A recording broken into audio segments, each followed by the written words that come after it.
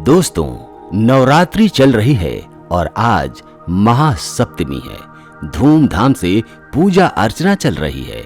माँ दुर्गा की ये सबसे सुंदर मूर्तियां हैं, लेकिन आप जानकर हैरान हो जाएंगे कि माँ दुर्गा की प्रतिमा क्यों बनती है वैश्यालयों की आंगन की मिट्टी से। वैश्यालय की आंगन की मिट्टी के बिना माँ दुर्गा की प्रतिमा क्यों अधूरी है। आइए जानते हैं पूरी कहानी कि आज मैं बात वैश्या की कर रहा हूँ। जी हाँ, वैश्या जो समाज के गंदगी को उठाती है, समाज के कूड़ा करकट को उठाती है, मर्दों के हवस को उठाती है और हमारे समाज को खूबसूरत बना के रखती है। कोई मजबूरी में आती है तो किसी को खरीद कर लाते हैं।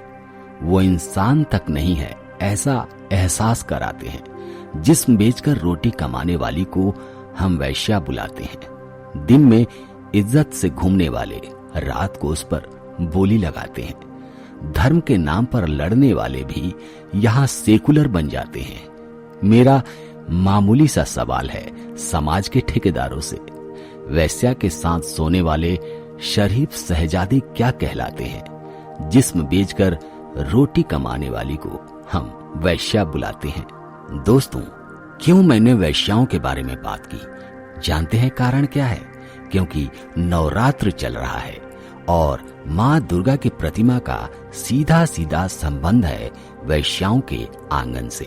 जी हाँ दोस्तों, जब भी माँ दुर्गा की प्रतिमा बनती है वो वैश्याओं के आंगन के मिट्टी के बिना नहीं बन सकती।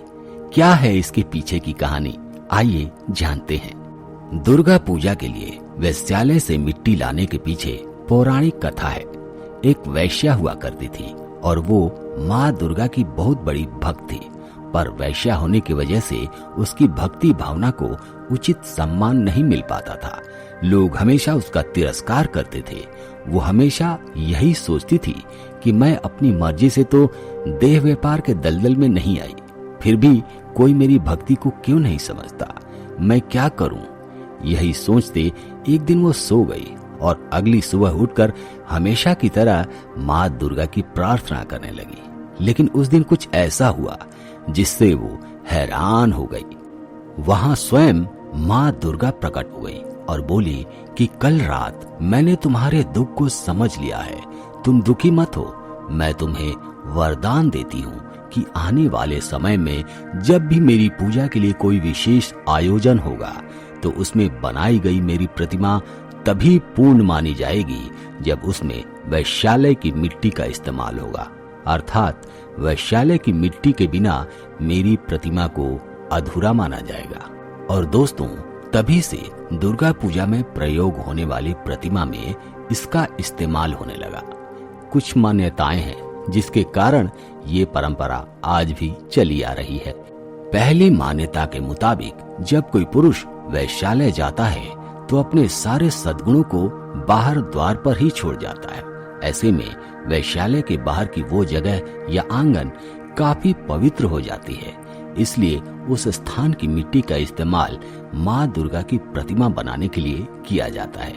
तो दोस्तों, कैसी लगी आज की वीडियो? कमेंट करके जरूर बताइएगा। मिलते हैं आपसे अगले वीडियो में एक नए टॉपिक के साथ। तब तक के लिए जय हिंद, जय भारत, जय महादेव।